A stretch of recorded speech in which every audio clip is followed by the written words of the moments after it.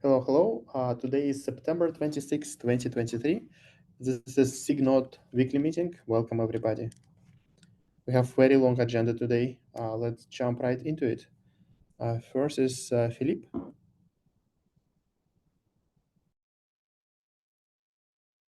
Okay, hi everyone. Yeah, I will start sharing in just a second.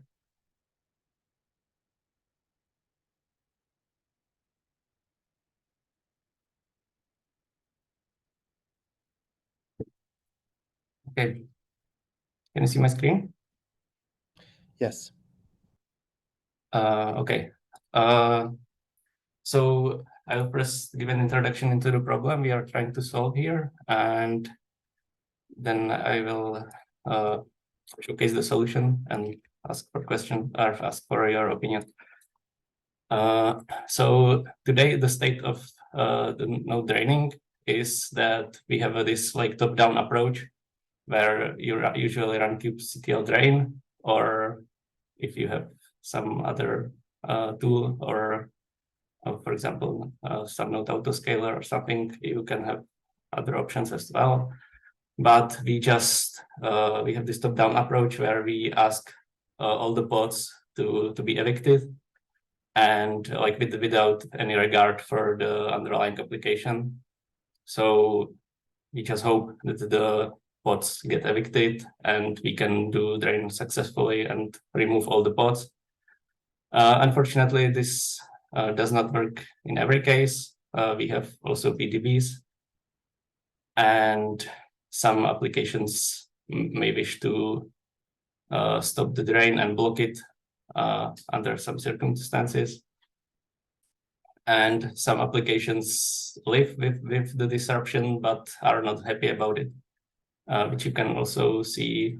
In the motivation part section, there are linked issues where people have problems that, for example, their single replica application needs to bear with the disruption, and since they don't want to block the node drain for the administrator, then they are not using PDBs, and their application is disrupted, and they do not wish to use high available applications with multiple replicas.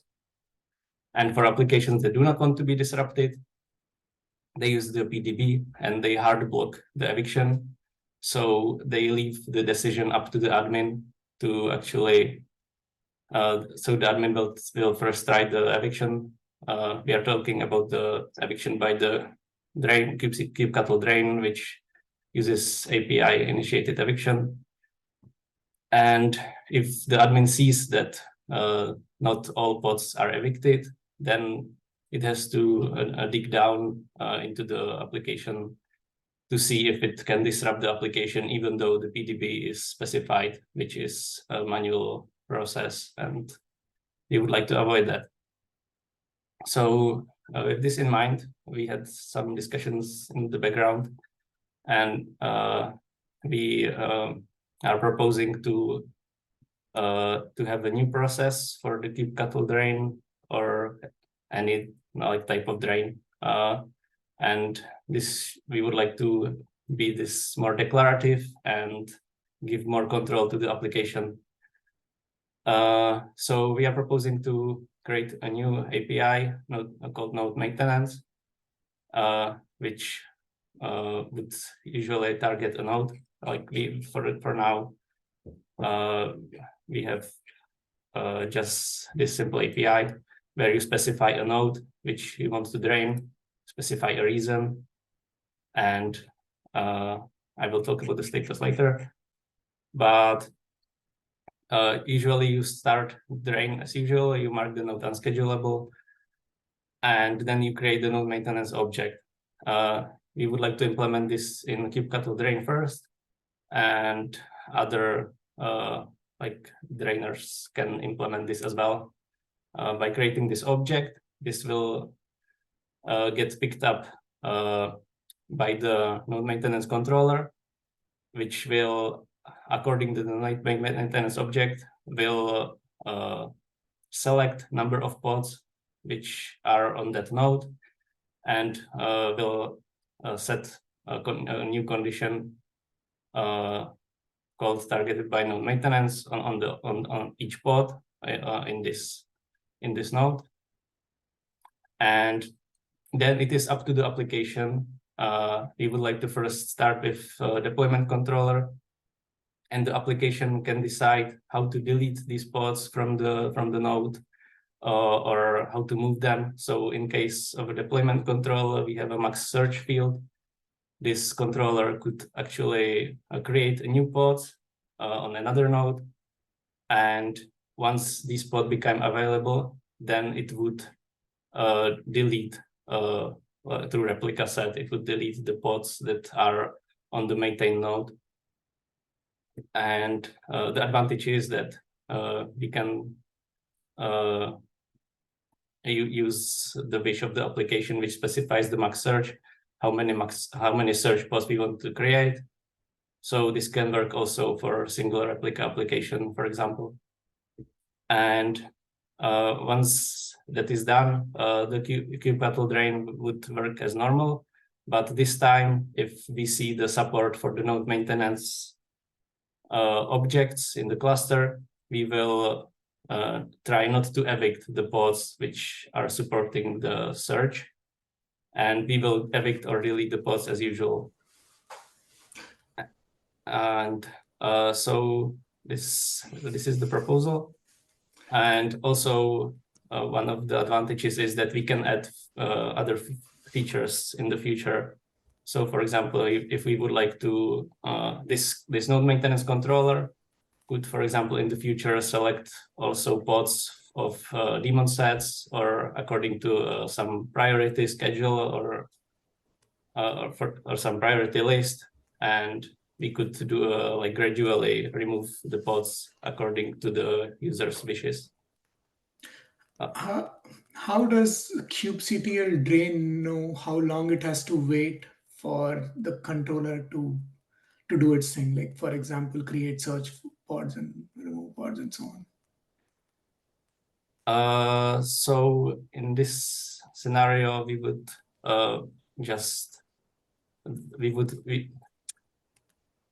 we would expect that the pods or the controllers of the pods would resolve this without our interaction.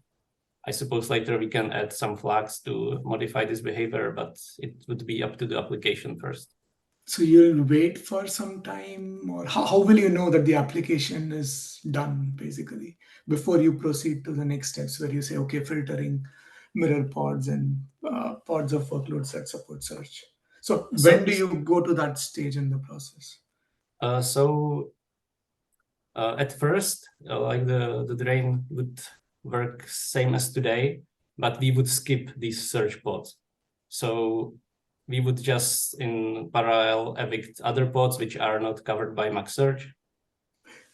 So my question is, like, how do you detect that the loop in the middle is done and it's okay for you to proceed to the next steps? Okay, so this loop runs in parallel with this loop. So these are not dependent on each other.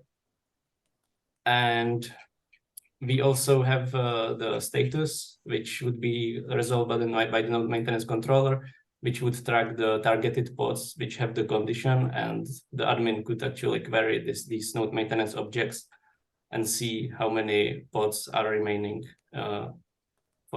until the drain is complete.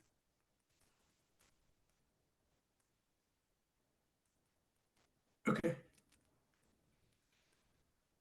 Yeah, so also I would like, probably people might be interested why we chose to create a new object. We are discussing this in the alternative section. We also thought about introducing like this API into the node object itself, which could be also done, but since we are seeing the possibility for extending this API in the future and moving kubectl logic into the controller, it seems best to us to create a new object and do not put this into the node object. So I can ask for what are your opinions on this proposal, and if SIG Node is okay with this approach.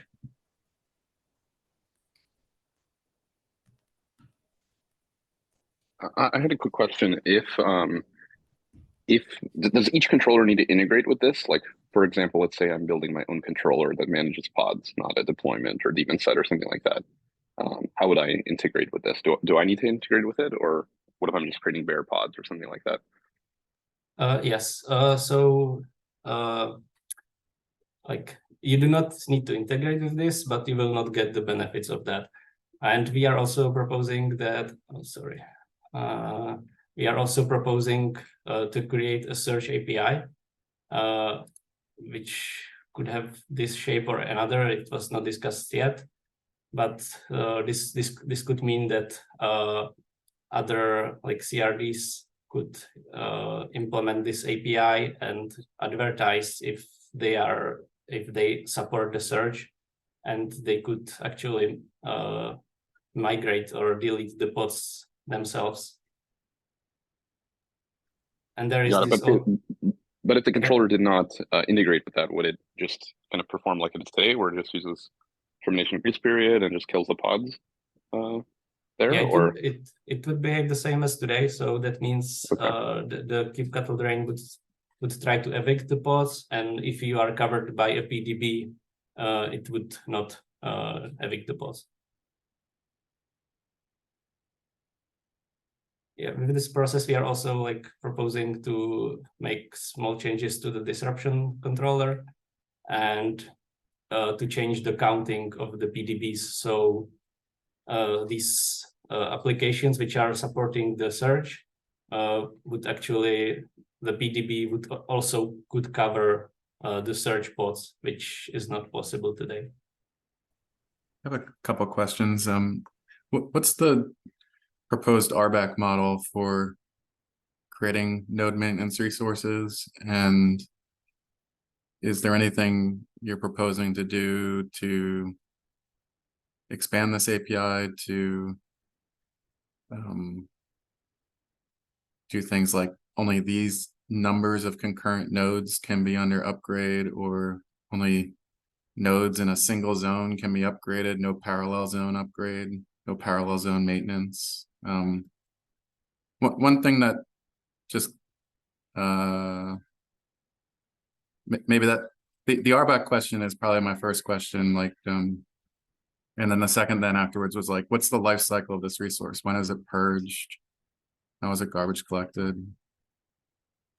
Yeah, so the RBAC model, I'm not sure from what direction you are asking, but this like the RBAC for the node maintenance could be like should be accessible also only for the administrator. So it's actually the creation and the deletion of the node maintenance object.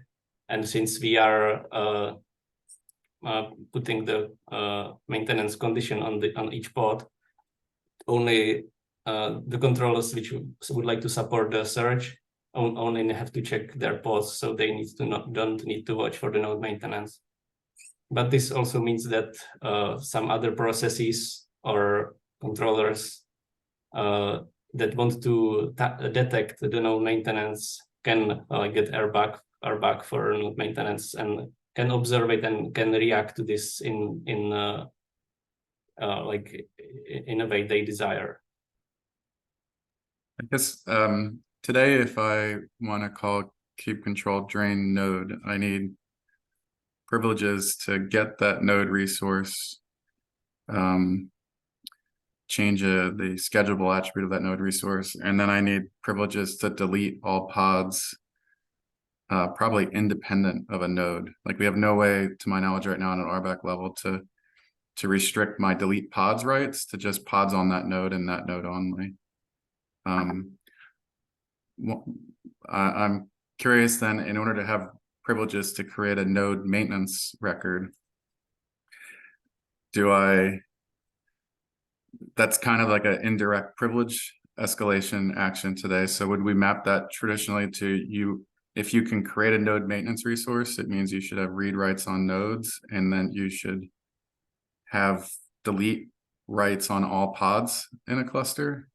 Or is there anything we could do if we were to pursue this to make it that you could restrict your writes to that which is resonant to that node and no other? Yeah, Does that's that make sense? that's a very interesting question. Like today, since all of the actions are done by kubectl drain, you need to have the privileges to actually evict or delete and to mark the node as schedulable. And we are also exploring the possibility so that the unschedulability could be set by the node maintenance controller. So we would have to explore this direction if we could, because we could also move the kubectl drain logic. We could move everything to the node maintenance control and have it all declarative. So we could try to see if we can map the RBAC privileges to the node maintenance object if we would like to select only some pods on some nodes. I guess some nodes. Yeah. In that spirit, like it's a client-side choice right now when you do the drain action, and in some ways it's then left up to like an operator practice. But the moment you would advocate to present an API in the cluster space, I start to worry about like privilege escalation flows or like the disruptions one can cause. And so that the thing that would be really appealing to me personally on this is if I could restrict the set of rights you need to give out to actors in order to do maintenance, even on a node by node basis. Absent that, I'd be a little cautious about this just because I'm unsure what type of chaos I can then cause in environments with this, like where you might want to restrict the ability to do node maintenance by node role or by node taint or the security domain of the node generally. So either way, I'm wondering if we can explore some of that before making a final decision on this proposal. Because right now I could see maybe some unintended consequences. Yeah, that's a very good remark, and we should certainly explore this before we have the final state of the cut.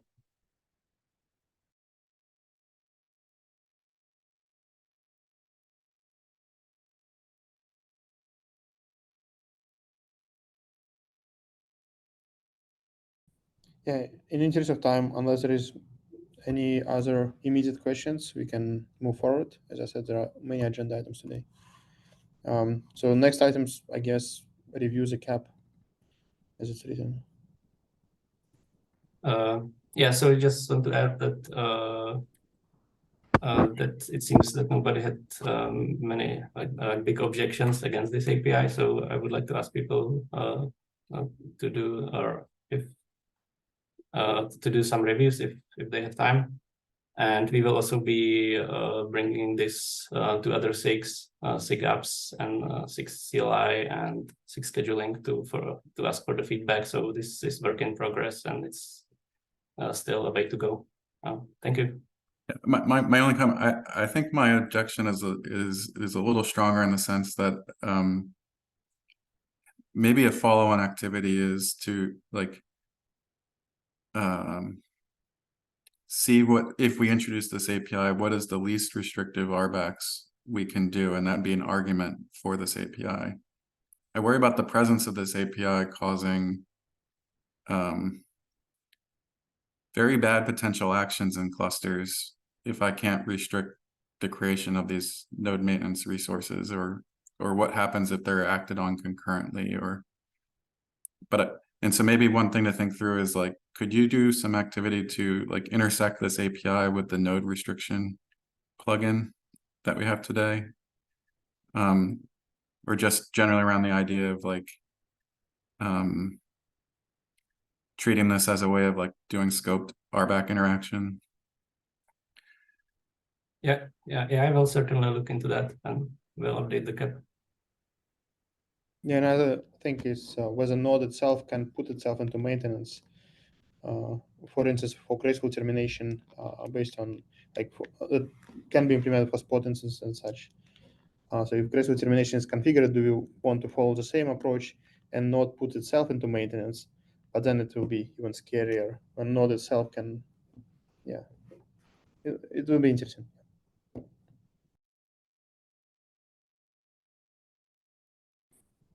Okay, that said, let's move to the next topic. Philip, you can stop sharing. Adrian, you want to talk about checkpoints? Yeah. Hi. So since checkpoint support, forensic container checkpointing was introduced, I talked to a couple of people who are using it, and one of the main questions was what happens if there are too many checkpoints and are filling up the disk.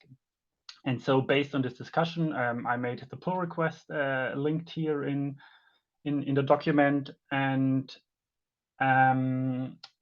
during the review of the pull request, there was a comment from Mike to bring this to SIG Node. So basically, I just want to let everybody know that I'm working on it, and Mike suggested some different implementations than what I did here. But before we continue discussing it on the pull request, maybe someone from SIG Node wants also to have a look at the pull request and maybe have a comment if and how this should be implemented, and just bringing it to the attention of the group here.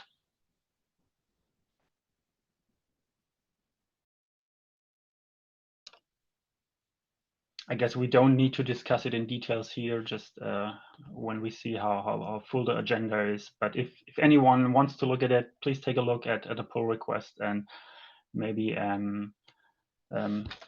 give some feedback if and how this should be implemented. Or I don't know how SIG Node wants to handle this, if we want to discuss this here more in detail, or let me know. I think maybe a couple of minutes discussion may be worth it. So, Mike, I think the main point of contention was whether this should be done automatically or it's a responsibility of an operator or an external entity that is actually triggering the checkpoint and moving something away immediately, right? Right. The original CAP was restricted to the forensics cases. But obviously the API can be used for additional cases, and clearly they were doing additional cases with additional tools outside of our purview. And I didn't know if you wanted to reopen the CAP and start talking about ways to manage the images. For example, the fix that Adrian is putting in, I think it's more isolated to you're making a bunch of backups and you only want it to be 10, for example. But right off the top, you could see a policy that would allow for a backup every month, a backup every week, right? What kind of backup system are we enabling? Do we want to have policies? Do we want to talk about that? Or, as Murnal said, do we want to just give up to let somebody else inject plugins, or some other way to decide how to collect these additional checkpoints? And how should we name them? What should the graph look like for all the checkpoints? We reuse the pod IDs, unfortunately. So if you make a graph with pod IDs, you might be landing people into directories, or then putting listeners in directories where they maybe don't want to be. It just seemed like we were going into some of the use cases that had stopped us from extending the CAP to cover them. So I wanted the SIG Node people to know, and if they're going to be involved, they want to probably take a look at what this is, because it reads sort of like how we handle logs today, where you have 10 and then you start over, and that's fine, I think. For certain situations, but I'm not sure if that is the right case for checkpointing containers in the memory that's stored in those containers for other uses outside of forensics. Yeah, so I'm not sure myself. So I talked to some people, and this was something they always bring up. So I thought I'll try to bring a solution to that. But yeah, you're right. I don't know if that's the correct thing or if we should do something else. We've been running into this kind of issue quite a lot, Adrian, which is, running out of storage space and overuse of storage. And this is a heavy storage use case, right?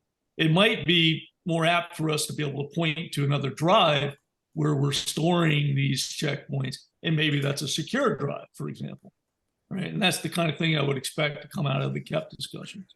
Yeah, and I think the worry is like if we start with a single number, then it'll evolve into, oh, how many per pod, how many per namespace. So how much of this GC are we implementing in the kubelet versus we just let some other entity manage it Right. entirely? Yeah, in general, I feel that we start lacking this health checkers on a node. Like we have like health check that monitors if kubelet's still alive and restarts it. We have this log like checkpoints problem, and now we're trying to introduce logs gatherer through the kubelet. So there is nothing else running on a node. We assume that can collect logs even unrelated to Kubernetes itself. So we have a KEP that collects logs through the kubelet. So I feel that we maybe put too much on a kubelet shoulders, but at the same time, we don't have anything else running on a node guaranteed. So maybe like if we can extend NPD, for instance, to take actions rather than being just a reader functionalities, then we can maybe put it there.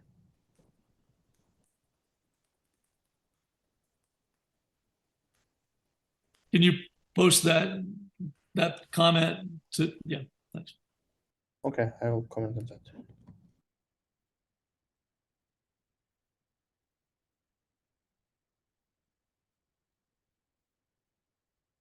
Yeah, I agree with Sergi. They're aligned.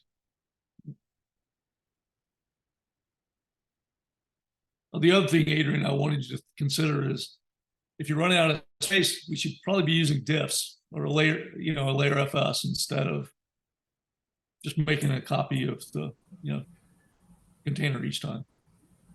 But it also depends because the checkpoints are created on a single node, and it's not necessarily the case that all nodes in the cluster will be the same. So, for example, if a pod that is consuming large amount of memory is being checkpointed several times, this may fill the space on one node, but not on another. So there are these cases as well. Yep. Yeah, that's what Murnau was talking about. Do we need a garbage collection for that? How it will be collected, like checking for space. Okay, so I think action item here is to continue discussion on the PR, but I don't think there is any agreement right now on what's the right direction to go. Okay, I don't see. Okay, thank you, Adrian. Thank you. I don't see Kevin on the call. I think the request is just to approve a couple PRs on enhancements to move CDI forward. I can take a look at that one. I have done that one before. Yeah. There's also a link to some planning document. I'm not sure what this is about. Okay, it's a planning. Okay, planning. Okay, makes sense. So thank you, Murnau. Marcus? Yes, we have 25 minutes. So I don't want to take too much of this time so we can get to the end of the agenda, but kind of a quick introduction and kind of heads up and food for thought and initial comments about the KEP that I've been preparing with Zvonko from NVIDIA. It's about passing down resource information to CRI. So this KEP is about sort of better visibility of like all pod resources and early on to the CRI runtime, and it has sort of two goals, separate goals in mind. The first one would be passing down all resources of all containers already at pod sandbox creation time. And the kind of primary usage scenario for this goal is like VM-based or confidential container applications where the kind of VM is prepared at the pod sandbox creation, and the VM-based runtime would really need information of all the resources like devices, mounts, and everything else, so that it can prepare the VM correctly. And then there is another goal that would be passing down the informational data to the runtime, passing down the Kubernetes resource requests and limits to the runtime in sort of unobfuscated form. I could quickly show the get if you can make give me the sharing rights. So just show the current content there. Yeah, I made you co-host. Yeah, thank you. But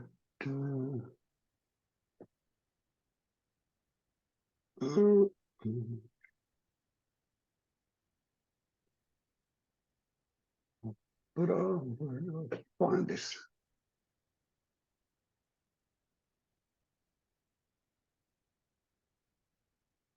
Okay.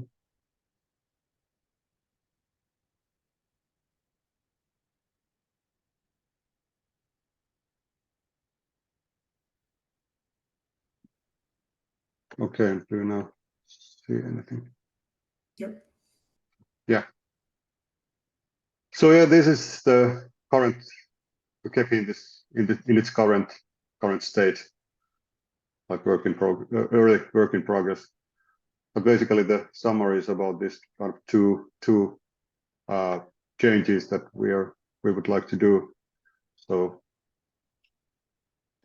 pass down all resources at the pod sandbox creation, and then second, have the pod resource requests and limits in the container config information. And motivation, we list like two different usage scenarios. First one is the kind of VM-based and confidential container runtimes, and then the other kind of class of usage scenarios is then like custom resource placement or optimization on the runtime side. And the goals, well, there are these two things currently. And non-goals, we don't want to change any Kubernetes resource management or change existing behavior CRI. Then some user stories. Then about the CRI API changes, and quickly show what we currently have. So in container config, we would have like Kubernetes resources, which is just the resource requests and limits. limits of resources, and the same thing for update container request. And then for pod sandbox, there would be in this proposal now a new field called pod resource config, and that would include resource information of all init containers and containers. And then for each of these, we would list basically the name, well, then the pod resource requests and limits, and mounts, devices, and CDI devices. And then we have like some content about the implementation. Basically, kubelet would be the only component affected by this. and some refactoring work there would be needed. And well, basically affecting some aspects of the resource, how the resources are prepared. So move stuff even before pod sandbox creation. But anyway, that's the KEP in its current form, and we are working on that, and hopefully being able to showcase it as this in a like end-to-end demo in upcoming weeks, so you can get a kind of practical view how it would and could work, and what are the benefits in practical usage scenarios. Anyway, if you're interested, please comment, and of course already now people have like quick thoughts on this proposal, so let us know. I think one thing to make sure here is like, how confident are we that we are covering all possible information we are sending here, or we'll have to keep updating it, and maybe we reuse some of the existing structures. And one more is, what is the overhead of sending this all the time over CRI? Should it be made optional based on the runtime class, or it should be done for runC as well? You don't have to answer, just thoughts that come to mind when yeah, good questions. I have a proof of concept implementation about the kubelet, and there are these. Well, I was also myself kind of a bit uncertain that how certain we are that we can pass down everything, and there are some kind of corner cases, amounts that are being added, like the error logs, and there was some other case, so that needs to be kind of sorted out. But generally, it looks like everything should be, because the CDI devices, volumes, everything is kind of prepared in the managers kind of early on, even before the pod sandbox creation. So everything, well, based on the quick kind of proof of concept, looks like it should be doable. But yeah, but there are like corner cases and questions, and good questions about that.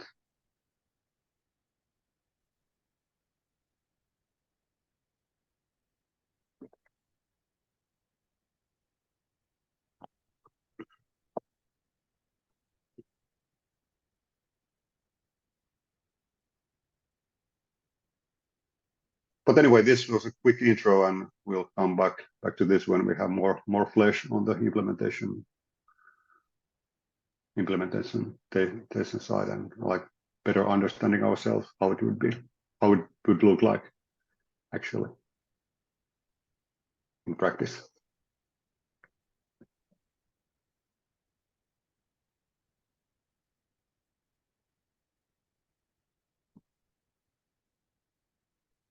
So do you have a specific implementation in mind that will be immediately possible with that? So Swan probably can comment on that. So I think especially in the Kata containers, confidential container space, they would be really interested to have this. Hi, can you hear me? Okay, perfect. Can you repeat the question? I'm just in between two meetings, so sorry for missing that. The question was, so go ahead. So yeah, Sergey was asking the kind of, would there be any immediate kind of use cases that could be enabled with this? Okay. Yeah, right. So the immediate use case is Kata containers and confidential containers. So just for a heads up, Kata or confidential containers, which is based on Kata, creates a VM, and in this VM, the pod is run or the container is run.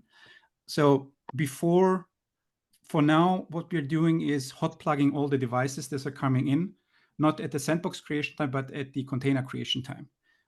So we are knowing, okay, this is a CDI device coming, there's a PCI device, a VFIO device coming into the container. So we are mounting all the things after the VM is created in the create container phase. But for cold plugin or for direct attachment of devices like, let's say, GPUs, DPUs, or other PCI devices, we need to create a correct PCI topology inside of the VM. To have all this information correctly available at sandbox creation time, we need to pass through all the devices that are allocated for the pod or the container. Right now, the kubelet is accumulating memory and CPUs and creates two annotations, CRI annotations, to pass through, let's say, to containerd or the CRI interface. So what we have right now is the accumulated CPUs and memory sizes for the VM. But we need also all the devices that are allocated, be it a CDI device or some other devices that are allocated in the resource section of the pod YAML, or which is especially for Kubernetes here relevant. So the immediate use case is correct sizing of the VM at the sandbox creation time and not at the container creation time. So that when the container comes in, the VM is sized already with all the PCI topologies set up. I mean, if you need to plug in a PCI Express device, you need to have a PCI root port or PCI switch virtualized inside of VM. So we need to know upfront what we're dealing with. And in the confidential containers use case, we don't want to do hot plugging because this creates an additional attack surface if we are reconfiguring the VM during runtime. What we want to prevent, that's why we're saying, okay, we want all things directly attached at the sandbox creation time, and that's where we need all the information that's being allocated, all the resources that are in the YAML in the pod.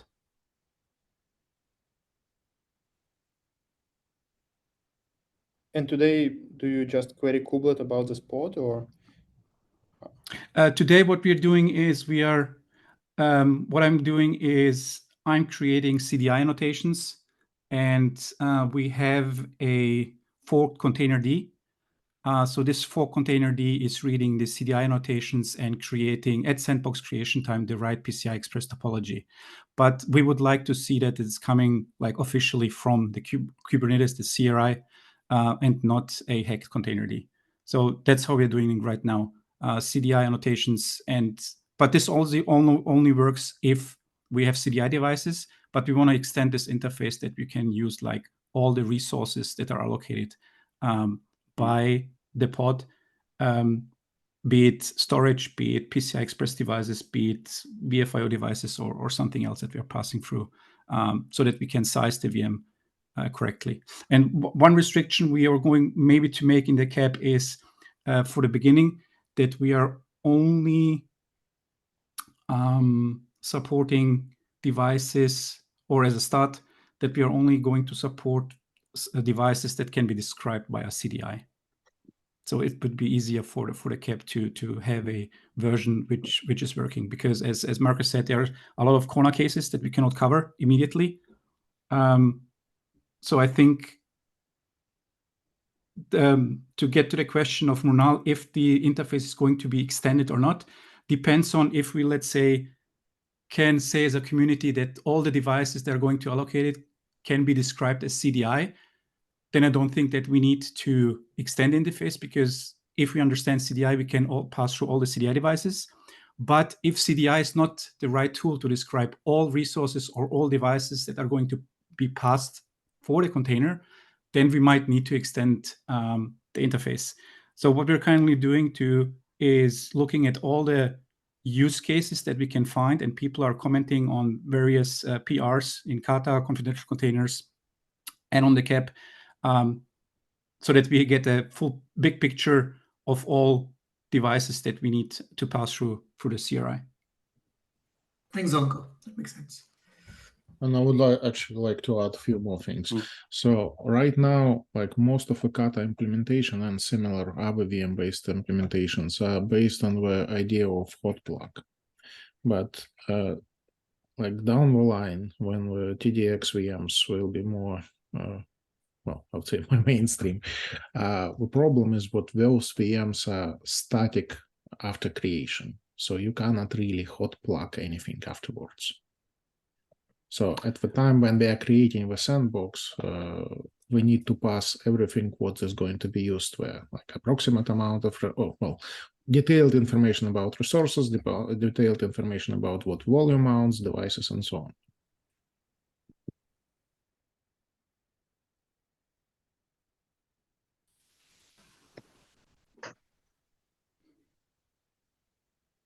Okay. In the interest of time, I think we can finish this discussion here and continue discussion on CAP. Yep. Okay, so we have a couple topics from Kevin.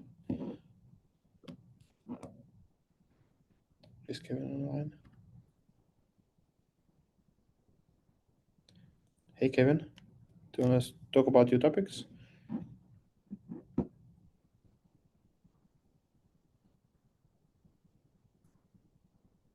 Can you hear me? I can hear now. Yeah. Okay, sorry about that. Yeah, so I just have two keps up, and just as part of the, I think there was in the 1.28 retro, we were talking about trying to get reviews earlier for the kep cycle. So I have excuse me, the pod ready to start containers kep. The beta promotion is ready for review and approval, and then I also have the split image disk one. We were hoping to, I know there was some interest around, especially I think from Don and others around some of the support for this for their use case. We're hoping to get hopefully some more feedback on that, because we have at Red Hat, we have one use case in mind, but we would be interested to hear about others and part of that kep. So I'm hoping to get feedback on that early. But otherwise, both of those keps are open and ready for reviews. And I think that's really it. Just, yep.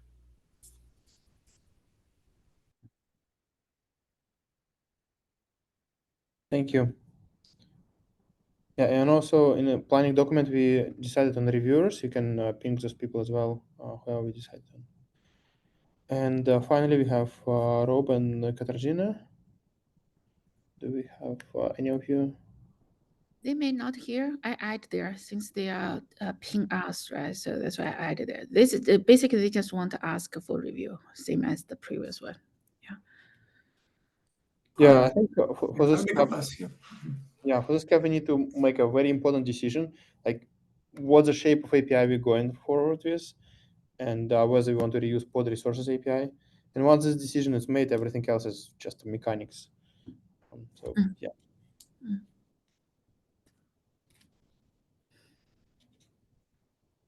Yeah, the problem is we have too many arguments to in any direction. Like every option has advantage and disadvantages. There is no clear winner or loser. So it's quite a significant decision that needs some. I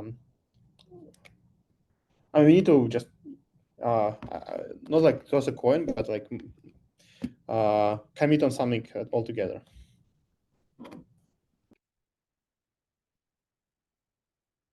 Thank you, Murnau. I think we reached the end of agenda. Unless there is anything else people want to talk about. Okay, thank you very much. Have a good rest of your day. Bye.